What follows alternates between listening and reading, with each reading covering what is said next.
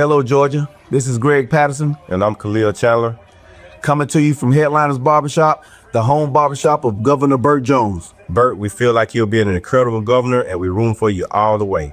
I believe in what you're trying to do, and I'm glad to support you. Why is it so surprising or disappointing, or both, that they are supporting Burt Jones? I believe that it's a shock to most of the people is because of his surface and superficial relationship with Trump,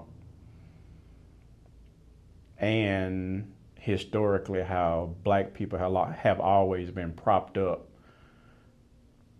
to trick other black people into falling for the bait of voting for people who don't have their best interest at heart. And historically, he hasn't had the best interest. I don't know what he's done for Georgia. I really don't care.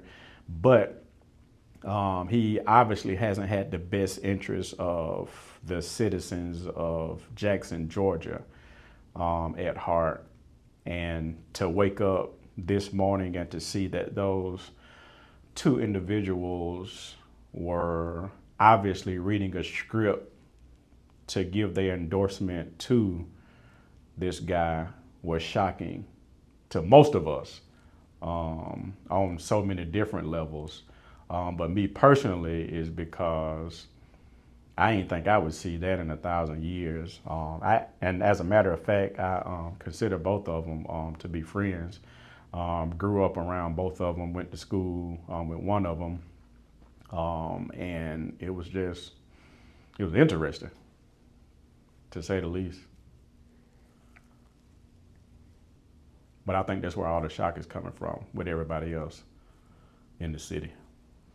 What specifically, what's the smack in the face? For me particularly, and I want to be respectful as possible, I honestly believe that African Americans need to get to a point to where they officially and happily practice self-determination.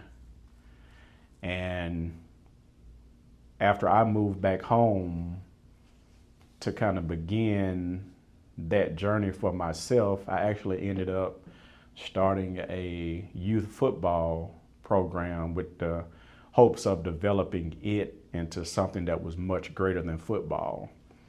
And the reason why I did it is because the people that I knew, played ball with, grew up with, they were actually coaches and had a team at the recreation center in our city.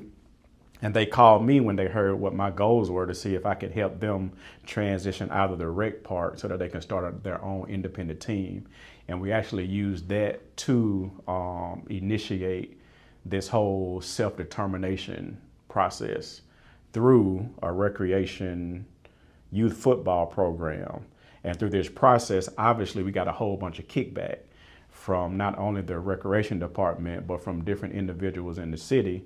So much so that one day throughout this whole process, there was a front page article in our local newspaper that said that Burt Jones, who is now running for governor, was starting a board at the recreation center to develop it. And it was interesting to me is because nobody never wanted to help develop the park. And all of a sudden it seemed like it was out of the blue when we were starting to build up some steam and some momentum in our process of self-determination. For him to come out of the blue, considering his status on the political board, I thought it was funny that he wanted to meddle in the small town organizations, politics, whatever you want to call it, and start that board. But it was funny because they had one meeting and nothing came out of that meeting, and nothing still hasn't been done at the park to this day. And this has been like 5 or 6 years ago.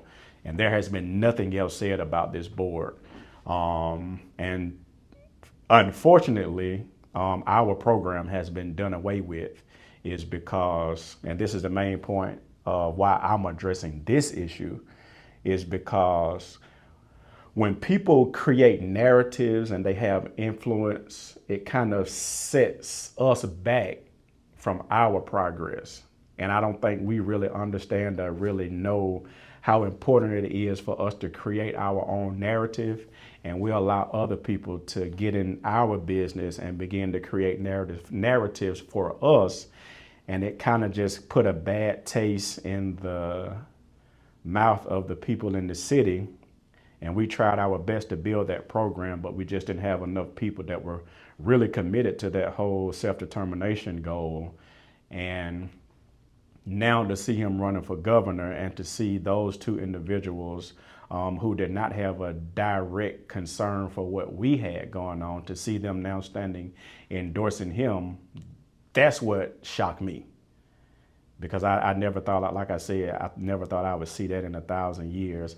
And my problem is not even the fact that they are endorsing him. My problem is that it seems as if they traded out who they were to make this promotional campaign commercial or video or whatever you want to call it for this guy who obviously doesn't have concern for the less fortunate in his hometown, as they said.